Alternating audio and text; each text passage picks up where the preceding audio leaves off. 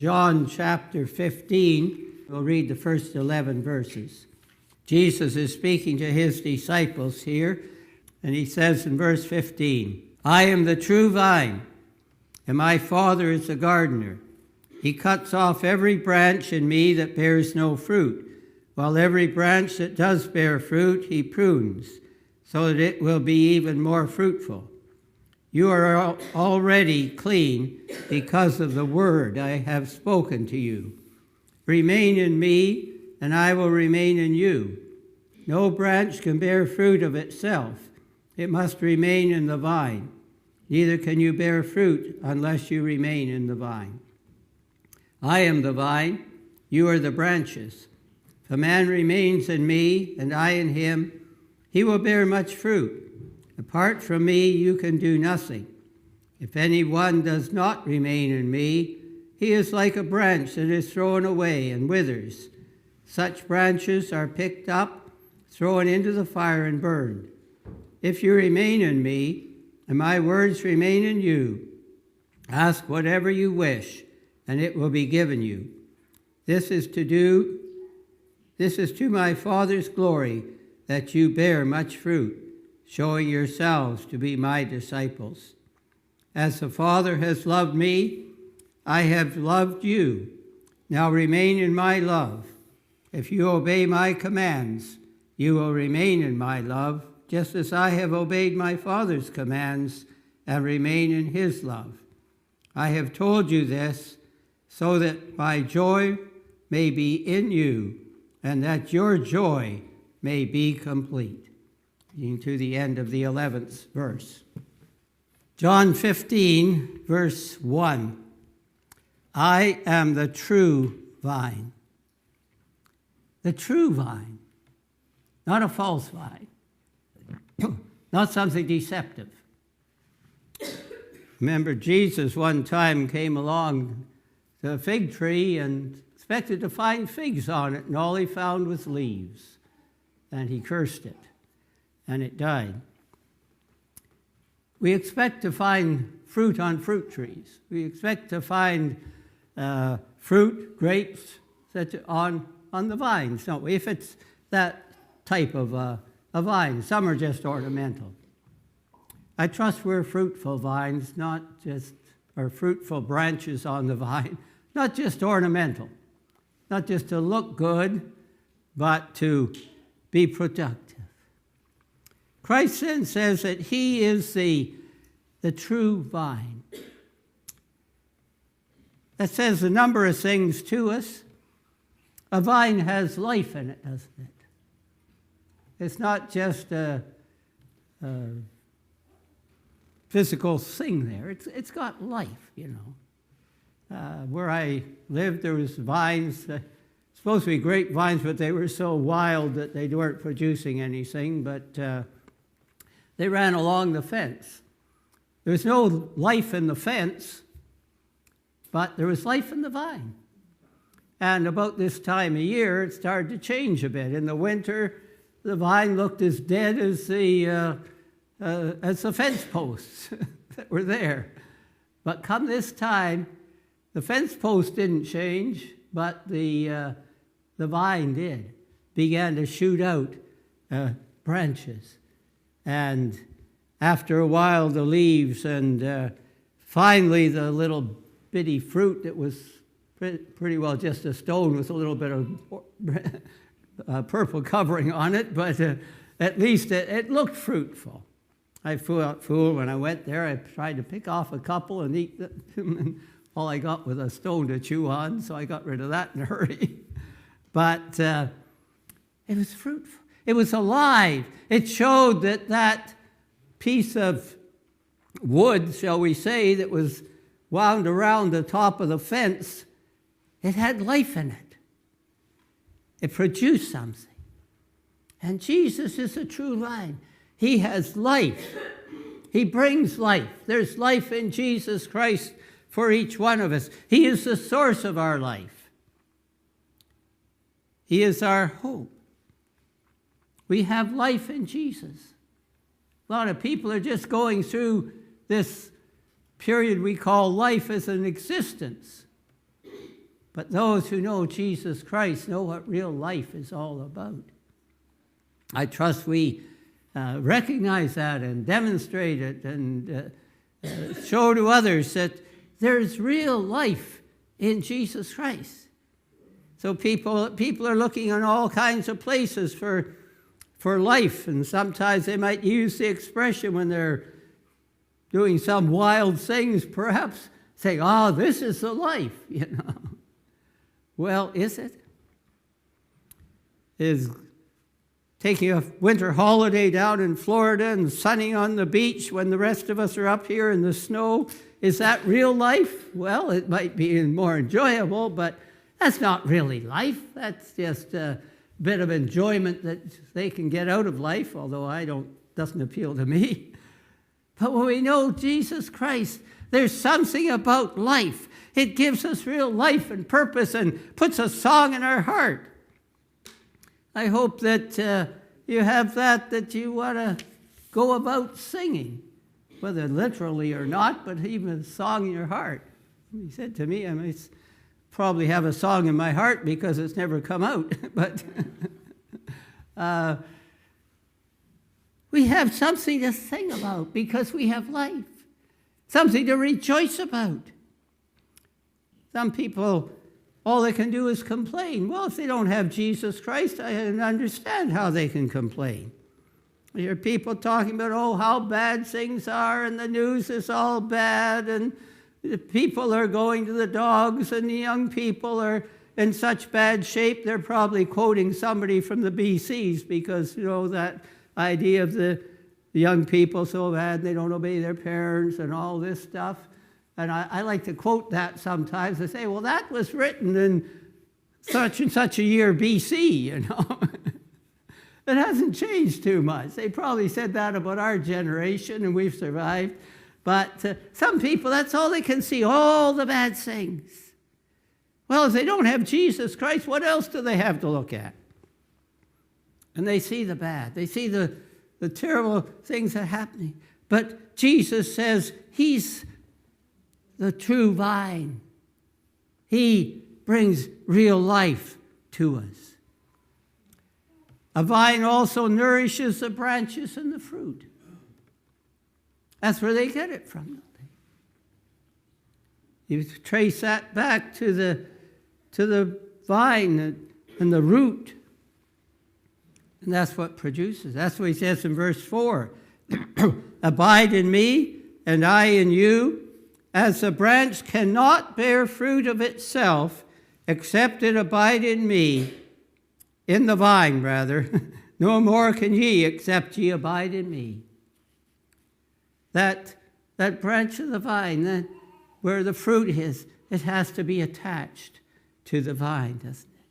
And the vine produces that fruit, gives that nourishment to it. We're in maple syrup time here, just to change the illustration a little bit, that lovely maple syrup that flows up through the trees, and you get it out. But that's what goes on to feed the trees, brings it to life. Those trees look pretty bleak right now, those maple trees, but as that fruit, that sap goes up, we see the leaves coming out, and it produces the lovely Canadian maple leaf that we have on our flag. But it's the Jews.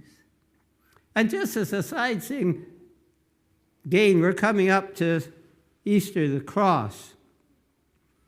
You notice that sweet maple syrup that we like to get, but we can only get it because that tree was wounded. It doesn't come out of the tree naturally. But somebody has to punch a hole in that tree and put the thing in to bring that sap out. And Jesus was wounded for us, willingly, for our sins, that we might get the sweetness out of life. Just as that tree has to be wounded before we get the sweetness of the maple syrup out of it. That's a little side illustration from here, but as a tree. But likewise the vine has to be attached to get that juice coming up through the vine, into the branches, right to the very end of each branch where the fruit will be. It nourishes the branches. And the vine can reach almost anywhere. You know, you plant a tree and it grows up, branches out a bit, but there it sits. But you plant a vine and it grows up, and if it's on a fence or something, it can go along that fence and up and down and maybe get attached to a tree that's near the fence and climb up that. Or if sometimes we see houses with vines crawling up the side of the house or the building, whatever it might happen to be. It can reach almost anywhere. And Jesus says, I'm the vine. I can reach anywhere, no matter where we are. Some have the privilege of growing up in a Christian home and hearing about Jesus early and coming to know him. Others might grow up in a very ungodly home. And sometimes you think, well, from a home like that, how could anything good come out of it? But God gets a hold of somebody in that home and raises them up to be a servant of his. He can reach anywhere. Sometimes we think of parts of the world that are dark. They used to talk about dark Africa, you know. Now revivals are going on in Africa. You know where the most members of the Church of Nazarene, or the highest number of church members of the Church of Nazarene are today? Africa, yeah. It passed North America in numbers of people. The revival's going on. And that's just our church, not to mention many other churches too. And God is reaching into the darkness of Africa and lifting people out. He's reaching into other countries. A while ago, you know, we talked about communism taking over and the places being closed to the gospel, and some still are. But some of those places that were most closed to the gospel are now open and revivals taking place. We thought when our missionaries were forced out of China that maybe that was going to be the end of the work that had done there. We had great work going in some parts of China, but we're forced out, and for a long time there was no word, but now word's coming out, and we're discovering there's more Christians in China than there was when the missionaries were forced out, and more than many other countries. God is working. Yes, a lot of it's what they call the underground church, but God is working. He's reaching everywhere. Just like that vine that can crawl around everywhere, find its way into places that you would not expect.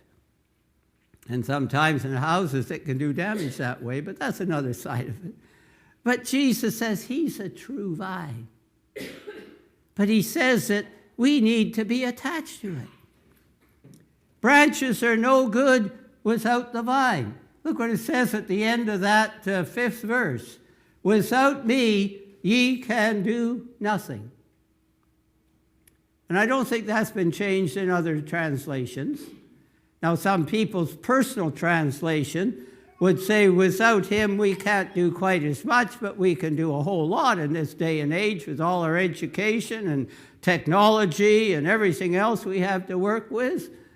But Jesus says, don't kid yourselves. It really doesn't count at all. Without me, ye can do nothing. Nothing worthwhile. Nothing for the kingdom of God. It's only God working through us that enables us to do anything. So we must keep attached to him, or we die. Go back to the beginning there of verse 5. I am the vine. He says that again, see? I am the vine, ye are the branches. He that abideth in me, and I in him, the same bringeth forth much fruit. For without me ye can do nothing. If a man abide not in me, he is cast forth as a branch, and is withered, and men gather them and cast them into the fire. Have to be attached to the vine to grow. There's a plant in the back here, living plant. I noticed a couple of weeks ago, I think it was during VBS, a couple of the little branches on the end got broken off. Not completely, they're just hanging by a thread, as you might say. But I noticed one day they were hanging down. I looked, a couple broke off, but didn't do anything about them. And they stayed pretty green there for a few days, but then they began to wither and dry up and not look so good. And if you want to check the plant out there, unless somebody's clipped them off this morning, you can go and see very dead-looking little branches hanging down, 2 of them there. They've lost their connection with the vine. You say they're hanging by a thread, but they've really lost the connection. The food of that plant isn't getting into those little branches. They're only about 6 inches long. But they died. Why? They looked good at first, but they died because they're really not attached to the rest of the plant. They're not getting food anymore. And you know, friends, that's what can happen to us. If we don't keep attached to Jesus Christ, if we don't keep in touch with Him through prayer and through reading His Word and through worshiping in church and all the other means of grace that we have to keep us close to God, we can get disconnected. You know, it's like when the phone gets disconnected. I was phoned Revenue Canada 2 weeks ago, I guess it was, about some problem trying to get straightened out with income tax, and they're hopeless to work with. But I went through this one lady. Well, I went on hold for a while. Then I got a lady on the phone, talked to her. Well, I gave her all the information, and she did something. Then she said, well, I'm going to have to pass you over to someone else. So passed it over to this other fella, and talked to him, and he took some of the same information, got some other information. He said, well, I'm going to have to put you on hold, and I have to look up something here, and then I'll be right back. Just hold on there. So I was holding on. All of a sudden, the line went dead. I said, hello, anybody there? No. So I had to hang up. I looked at it was over half an hour from the time I'd made the call. But see, I got disconnected. And I had to start all over again. So the lady through the one person. Finally, I did get through. But you see, we know in our day and age what it's like to be disconnected on the phone or the internet or something like that. And Jesus says, you got to keep connected to me. I'm reaching out to you, but you've got to be connected. That branch has to be connected to the vine. If it gets broken off, it soon withers and dies. And that's why we run into so many people that one time knew the Lord, but they've got away. I don't think very many of them made this instant decision that they were going to leave the Lord. But they just kind of got away, got a little disconnected until they lost touch, lost that contact with Jesus. He says, abide in me, hold on to me, keep alive, keep with it. And you know, the vine also needs the branches. That grapevine or whatever it is, you know, just the vine crown, without those branches reaching out, it doesn't really accomplish anything. And pretty soon would be destroyed. Yes, we need Jesus, but Jesus needs us. Not in the same sense and same degree. We are helpless without him. He certainly isn't helpless without us, but he's depending on us. He speaks through people. If I was to ask this morning, how did you come to know the gospel? How did you come to know Jesus? I don't think anybody would say, well, I was completely in the dark and just this voice spoke from heaven to me or something. That could happen. But no, I think every one of us would be able to think of somebody who told us. Somebody who spoke to us, used their voice to tell us about Jesus. Maybe somebody who came and invited us to go to Sunday school and maybe even picked us up to go. Or somebody that came and knocked at the door, or somebody that we worked with that witnessed to us. Or, hopefully, going back further than that, our parents, if they knew the Lord, that they told us. See, Jesus uses people. You say God can do anything? Yes, God can do anything. But most of what he does through people. And that's what he's talking about here. He says, I'm just the vine. He kind of lowers himself in the position there a bit, I think. Jesus, it says in Philippians, he humbled himself and became like us, And I think he's saying, he said, I'm just the vine. I'm depending on the branches to reach out there to get the fruit. Yes, he's depending on us. He needs the branches. He needs people to be his spokesman, his hands reaching out to the lost, his feet going to those who are lost, reaching out wherever they might happen to be. As that vine reaches out and the branches stretch out from the vine to grasp on to another area for the vine to move along and to produce the fruit. Christ is depending on us. That might be frightening, and we might wonder why. Oh, don't you sometimes wonder why God, with all his strengths and ability and all his qualities, that he depends on people? But he does. He depends on us. Can he? Can he really depend on us? I like people when they say they'll do something, they do it. You can depend on them. You don't have to be checking up all the time to see if they did it right or see if they're going to do it, You can depend on it. Like people, look over a congregation. People that we can depend on. We're here. I expect you. I figure that if you're not here, it's because you're out of town or you're sick or there's some good reason. But there's a lot of other people that drift in and out of church from time to time. But you can't depend on them. They might say, oh, yeah, I'll be there Sunday.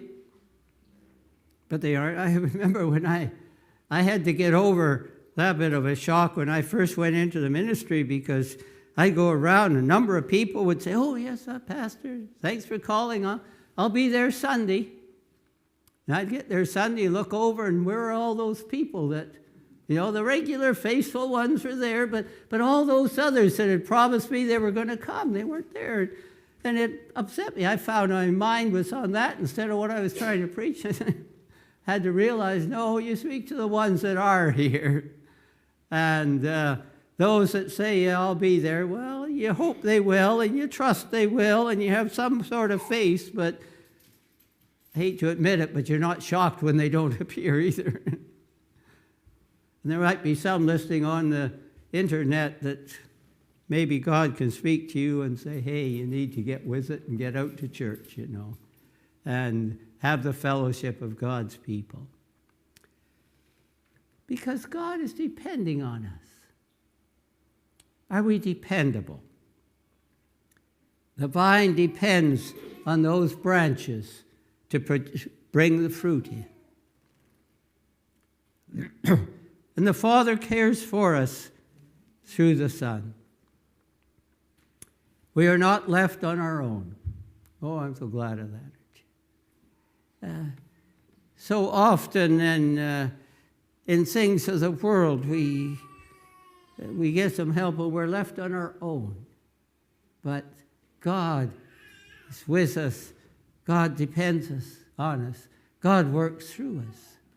See, when we were saved, born again, whatever term we wish to use, given a new start in life, God didn't just say, well, there's a new start, now you stick with it and do the best you can on your own.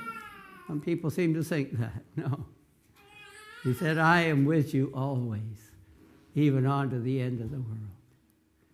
He didn't just give us a clean sheet of paper and say, you try to keep it clean as best you can. No, he gave us a new life. And he entered into that life through his Holy Spirit to keep us, to guide us. Oh, I'm so glad for the guidance of the Holy Spirit in our lives, that we aren't just on our own. Oh, we have some responsibilities. I'm not trying to say that we don't, but we can trust him to guide us along, to direct us in the right way, to give us wisdom for the choices that we make, if we'll just pay attention to what he says to us. We're not alone. God is with us. Praise his name. And the branches could not meet their own need. Get weak. Wouldn't produce fruit. The branch has to be connected. It gains everything from the vine. All that we have, we get from Jesus, from the true vine. He's a true vine among many false ones. There are many false teachings around about, many false promises, many things that people stake their lives, very lives upon. But Jesus says, I'm the true vine. Sometimes we see vines crawling along. Well, there could be some other types of vine that gets tangled around the one that's to produce the fruit.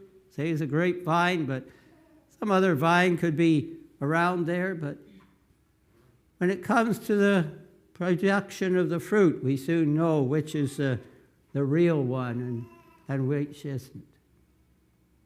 I'm not a horticulturist. I don't know much about trees. You could go back to fruit trees, say. You could show me a fruit tree growing somewhere in the middle of the winter when it's just branches, and you could tell me that's a pear tree. Maybe it's an apple tree. You could fool me. You could tell me it's a pear tree, you know. When the leaves came on, I might be able to define which it is a little better. Be a little harder to fool me. But when the fruit came on, and I saw that pear, what was it, apple? Which way I went, but I saw that pear on it. You couldn't tell me then it was an apple tree. I'd say, no, I can see the fruit. I know the difference between a pear and an apple. The fruit. I don't know the difference between the leaves, a little bit perhaps. I have no idea by the bark on the tree, but I can tell by the fruit. What fruit does Jesus see in our lives? Is it the real fruit? He produces real fruit. We let him work through us. Fruit in our lives makes us Christ-like. That's what we aim at, isn't it? That's what we talk so much about, being Christ-like. Motto of our church, to make Christ-like disciples among the nations. Christ-likeness. It's because of Jesus living within us that brings about that fruit. And also as he lives within us, we touch other lives and bring fruit to the Lord. Precious lives brought to Jesus Christ. It's easy to let others take our interests. In this day and age, there's so much propaganda pushed at us from all directions. Easy to let others take our interests, but they don't meet our needs. Jesus is the only one that meets our real needs. The only one we can depend on for life now and for eternity, for faithful, proper guidance through life as we live it day by day. This journey between the cradle and the grave that we're living in, There's an illustration I've sometimes heard, usually at funeral services, that about, on the gravestone you'll see dates. This date and that date with a dash in between. And the illustration is that dash represents life. Just a little dash between 1950 and 2050, that 100 years that the person lives. We're all going to live to 100, aren't we? Enjoy life. But between is that dash. Represents life. Pretty small, but that's all we have. That dash between the beginning and the end. And we need guidance along that way. Other things don't meet our needs, but Jesus does all along the way. Now you sing that song, all along the way it is Jesus. He's my joy and song all the way along. All the way along it is Jesus. He's the only way. He's the only branch. He says, I am the true vine. Ye are the branches. Are you attached to Christ? Is he your life, your hope for today and for eternity? Are you depending on him? I trust you are. And that's why we have an altar where we can pray, come and kneel and pray and give ourselves afresh to God. If he's speaking, it's always open there to pray. And we can leave all then to follow Jesus.